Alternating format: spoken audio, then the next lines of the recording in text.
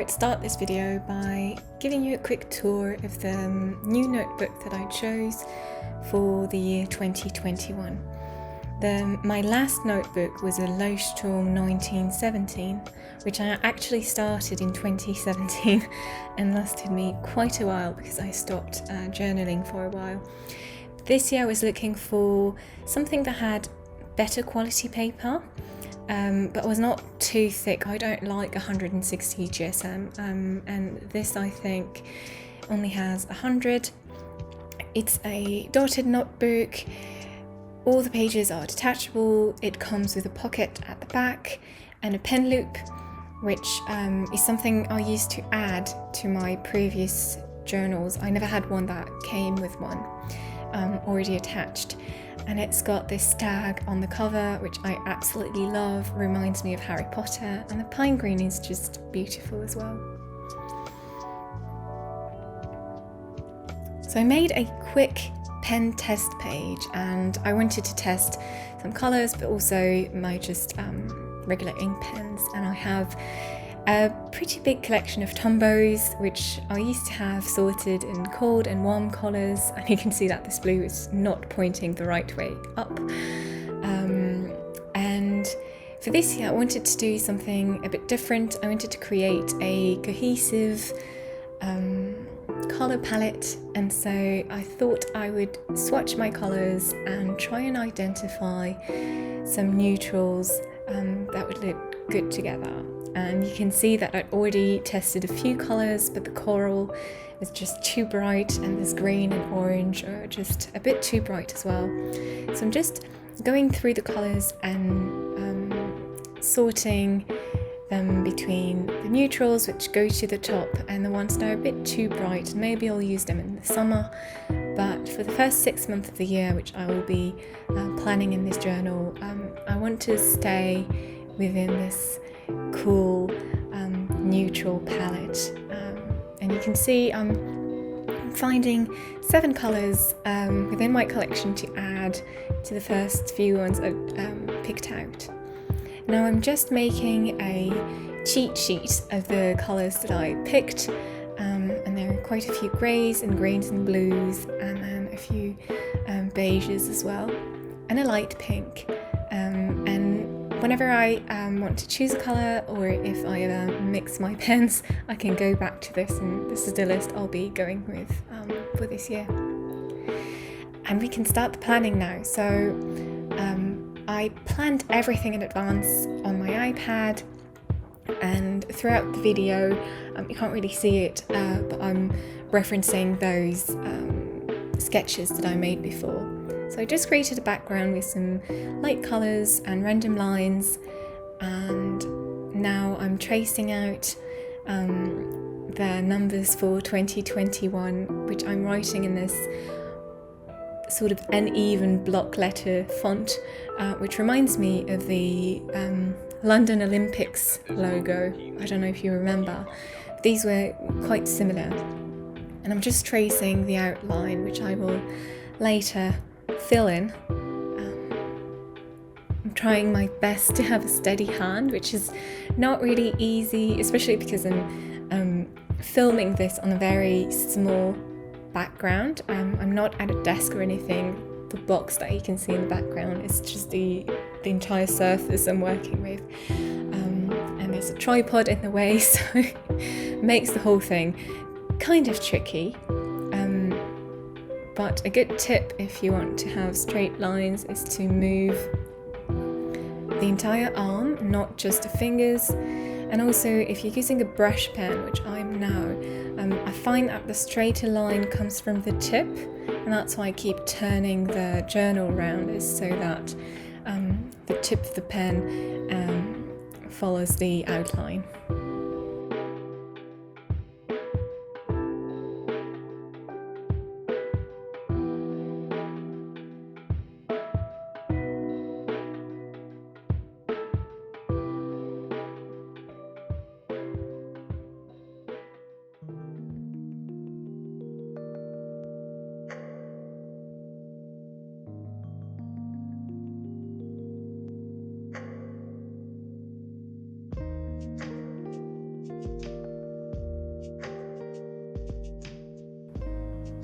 Now I've finished filling in their numbers and I'm just adding these dashed lines in white, and for the white I'm using a Signo white gel pen, which is fairly popular and in my opinion is the best white pen out there, so highly recommend it.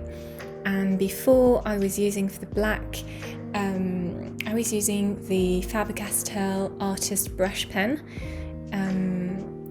and if you need to apply black to a large area, I find that this is indeed the best one. You can see there's very little ghosting. If you were to do that with a Micron or a fineliner, any type of fineliner, it would bleed through the paper much more. And now we're doing the first spread of the year.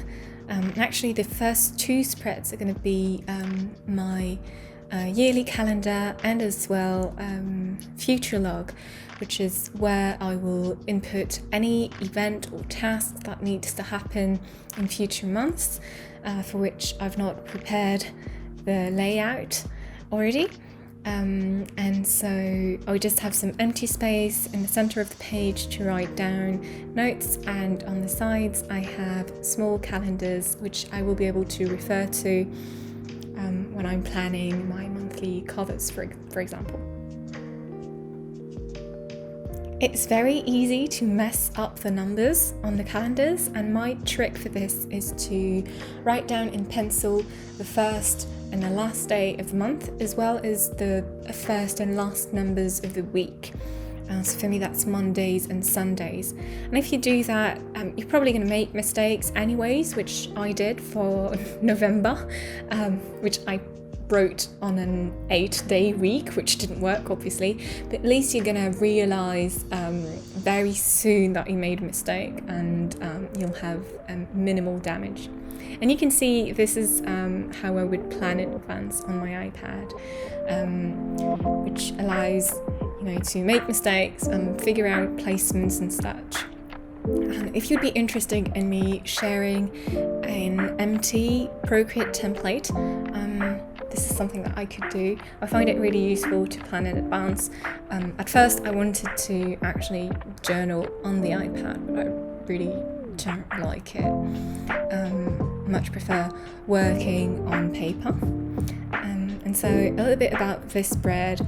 This is supposed to be a year in review, so of course I'm working with only 6 months, so it will be 6 months in review. The left page is my goals, or at least how I envision the next few months. And then the right page is supposed to be me checking in at the end of the 6th month and looking back on what has happened. You can see I'm doing something pretty simple for design. My idea throughout this yearly setup is to keep it minimal, have as little doodling as I can.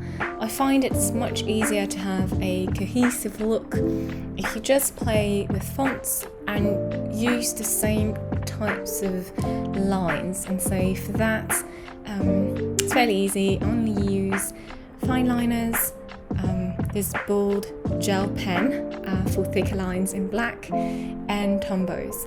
And I also find that the pen tip of the Tombows makes it really easy to have smooth lines for calligraphy, and so I try to rely on that as much as possible. For this new spread, I wanted to have all my memories of the year in one place. So the left page is going to be 6 boxes for me to fill in with a drawing of the highlight of the month or the general mood of the month, which is something I did last year, and it's my favourite page of my bullet journal.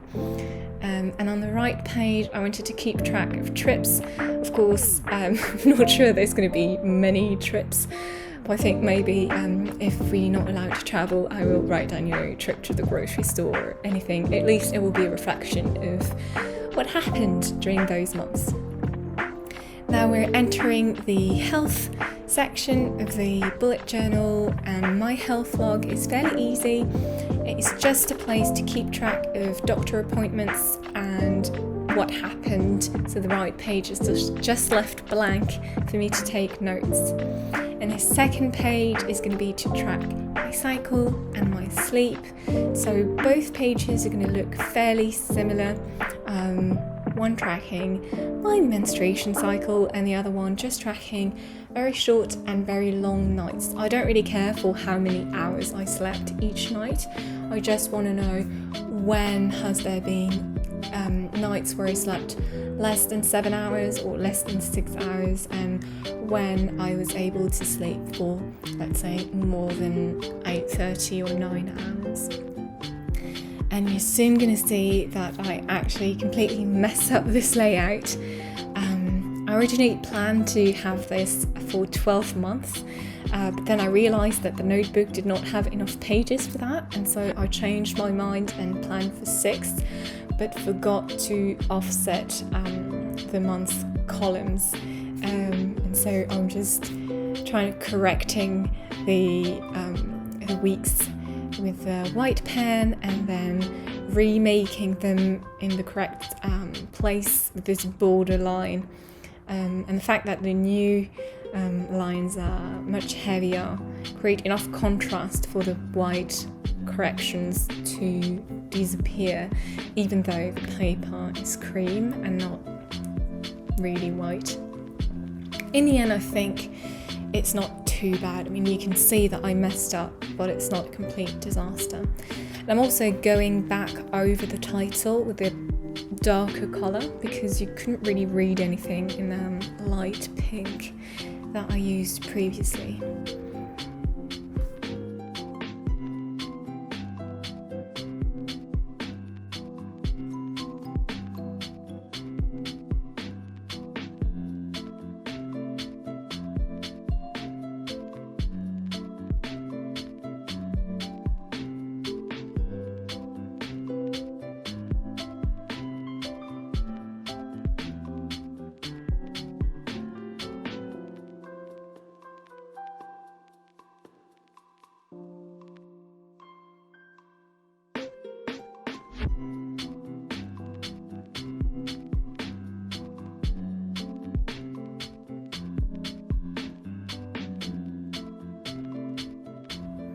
This new spread is all about music and books. On the right hand side, I'm doing my own take on the Spotify year in review, which I absolutely love, and I wanted to have a page where I could highlight a few artists or songs or playlists that I've been listening to, which is something I usually follow in my monthlies as well. But I thought maybe I could take one item per month and add it to this page, and then have just one more space for the ultimate favourite of the 6th month of the journal. I'll decide as I near the end of the first month whether or not I want this to be 1 square per month, or if it's more best playlist, best artist, best song, best genre to decide on at the end of the 6th month. And on the left side, I'm doing a reading log, and so I'm going to be keeping track of how many days per month I read, and then a bookshelf, which is a space for me to write down books that I want to read or that I have read, which I also keep very detailed. I track it really well on Goodreads, but I thought I also wanted to have it in this notebook. So it's a bit redundant, but I don't really care.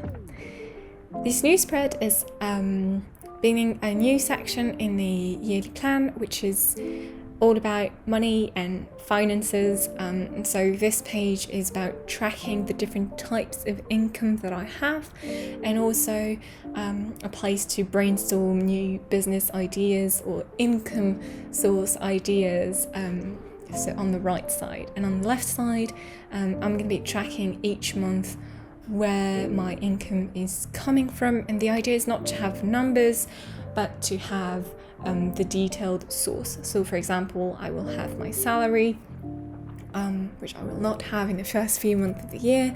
But then I also have some passive income, which you will see is the second category that comes from selling knitting patterns. And then a third category, which is sort of one-off ways I have money. In February there will be my birthday, for example, and then any other type of one-time things I can do, like selling some stuff secondhand, and things like that.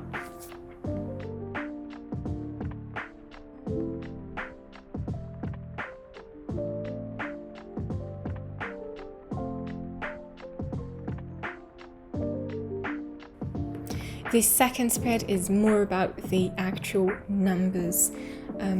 So on the left side, I will be writing the totals of income, compulsory expenses, leisurely expenses, and savings, which are totals that show up in my budget spreadsheet, which has all the details for each month. And on the right side, I have a payments page, which is where I keep track of all the things that I need to pay, but it could also be things that I need to do either on a monthly or quarterly or yearly basis, and which do not happen automatically. So for example, some types of taxes, business taxes that I have to pay on a quarterly basis, and you have to first do your taxes, and so that's something I need to remind myself of. And so I'll just, whenever I add a new line, I'll draw a circle on the month where the action needs to be taken, and so I know each month what needs to happen. And some things which are yearly, I draw a circle for the year, but I can also draw a circle on the month on which it needs to happen if I know it. Some things I don't know, for example, website hosting, I'm not really sure when that happens, but I just want to make sure when I've paid it that I've done it. This new spread is about gifts for myself, which is the left page, things that I want to buy that are too expensive to be bought straight away. But I like to write down the idea of, oh, I really wanted to buy this very expensive handbag, for instance, and write the price, write down the item, and then I can cross it off any one or two ways. Either it's my birthday or it's Christmas and somebody asks me what gift I want, and I can just go back to that list and I have an idea of things that I do not feel I should buy myself, but I know I want. And I can also just, if I come across a bit of money and I want to treat myself, I can go back to this list and I know that I'll find something that I really wanted. It's also a great way not to overspend money, because you can write down something that you want, but maybe 2 months later you realise, it was just something you wanted in the moment, but you don't really want it anymore, and so it's a good thing that you didn't buy it and you just wrote it down there. And the right page is for gift ideas for other people, and so whenever I have an idea of something that a friend or a family member might like, I write it down here, and then when their birthday is coming up or it's Christmas, I can just go back to this list and I've already written down all the ideas that I have. And I did this year for Christmas, and it has been really, really handy, because usually I know I've had an idea at some point during the year, but when Christmas comes I'm unable to remember what that idea was.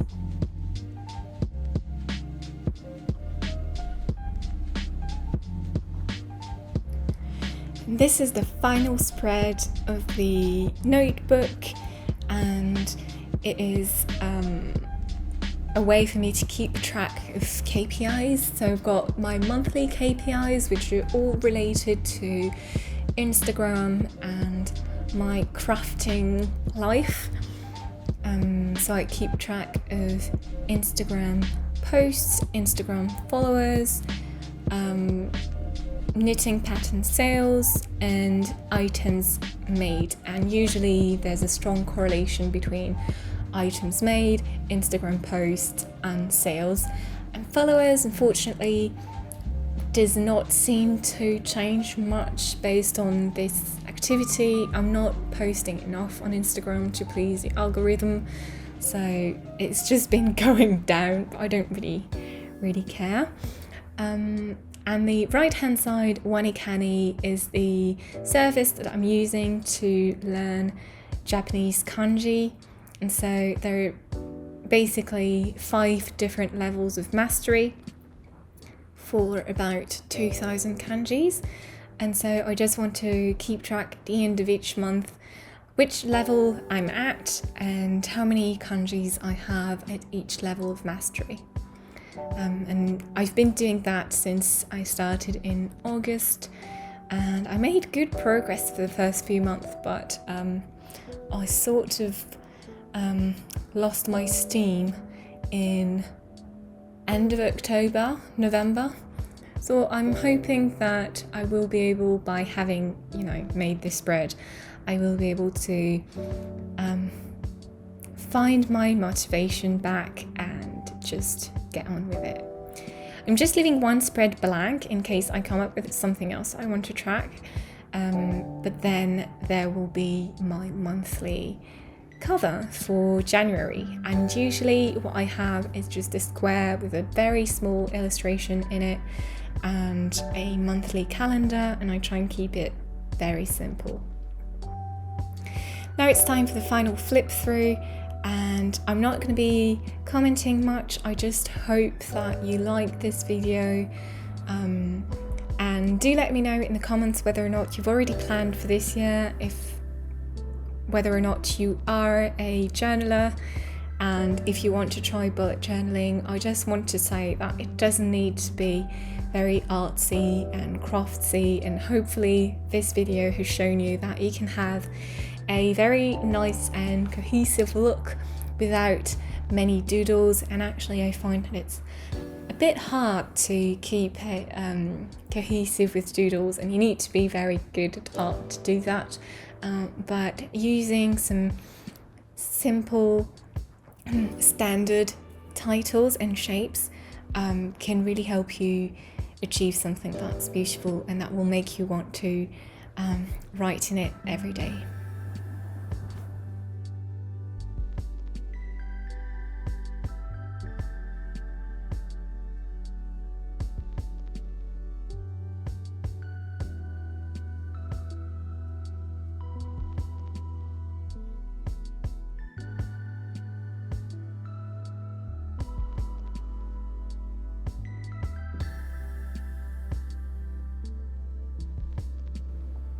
Give this video a thumbs up if you liked it, and thank you so much for watching.